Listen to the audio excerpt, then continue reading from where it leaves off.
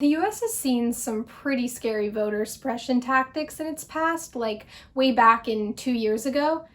But for the 2020 election, we're seeing some really creative tactics. So I've decided to rate some of these voter suppression tactics based on creativity, and I'm going to do so without making fun of Mitch McConnell. First up, voter identification laws. 21 million US citizens don't have access to a government-issued photo ID, but many states require one to vote. This could reduce voter turnout by 2 to 3 percentage points, which could translate to tens of thousands of votes lost in a single state. I give voter ID laws a rate of 6 out of 10. I think it's a kind of well thought out, sneaky way to prevent the most vulnerable from voting. Texas Governor Greg Abbott signed an executive order to limit one designated drop-off location for mail ballots for each county. The mandate takes Harris County, home to Houston, the nation's fourth largest city, from having a dozen drop-off locations to just one. My rate for this? 3 out of 10. Where's the spice, the flavor? We can't talk voter suppression without talking about Georgia's voter purging. Georgia saw the largest voter purge in US history in July of 2017, which wiped out the registrations of over 500,000 Georgian voters. The purge shockingly had a disproportionate effect on registered Black voters. The Peach State purged another 300,000 votes in late 2019. My rate for this? 2 out of 10. Voter suppression by simply suppressing voters? Boring. No originality. Next, Pennsylvania's naked ballots. More than 100,000 ballots could get thrown out if Pennsylvania voters don't sign the outside of their ballots.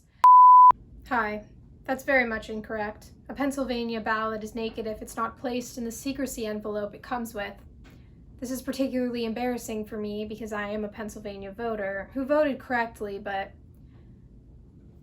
I deserve this. Anyway, back to the regularly scheduled programming. I rate for this 9 out of 10. The name is super fun, and this one got celebrities to go nude in a video. Gerrymandering, strategically redistricting states to affect election outcomes. Voter suppression by map creation. My rate for gerrymandering? 7 out of 10.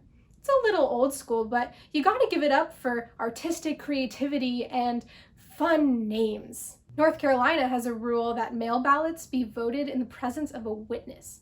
The state is one of roughly 10 with some form of witness or notary requirement for mail ballots this fall. However, according to the North Carolina State Board of Elections, the witness has to sign the ballot but should not observe so closely that they can see how the voter votes. My rate, 7 out of 10. It's confusing but innovative. Actually 8 out of 10. Bonus points for having this buddy system rule during a pandemic. Voters in Florida and Alaska received outright threats over email. Vote for Trump or else. Straightforward, violent threats over the web, so tailored for 21st century voting, 6 out of 10. Finally, in California, someone lit a ballot box on fire. Definitely my favorite, 10 out of 10. Pyrotechnical destruction to property and democracy in general. Suppression through arson. Dynamic, exciting, completely creative.